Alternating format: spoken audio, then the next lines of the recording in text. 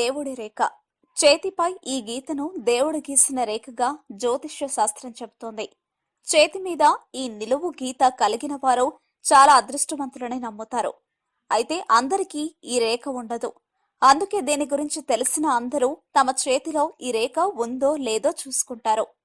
ఇంకా ఈ రేఖకు సంబంధించిన ఆసక్తికరమైన విషయాలు. చేతిలో ఈ రేఖ కలిగిన వారు క్లిష్ట పరిస్థితుల్లో తమ వెంట దేవుడు నిలుస్తాడని విశ్వసిస్తారట.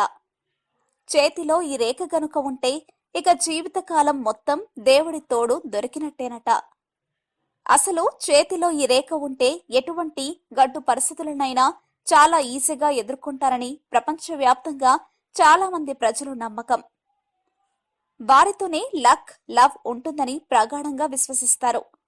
ఇదంతా నమ్మకాలు కలిగిన వారికి సంబంధించిన విషయం మాత్రమేనండోయ్. మా వీడియోస్ మీకు నచ్చినట్లయితే లైక్, షేర్, సబ్స్క్రైబ్ చేయండి.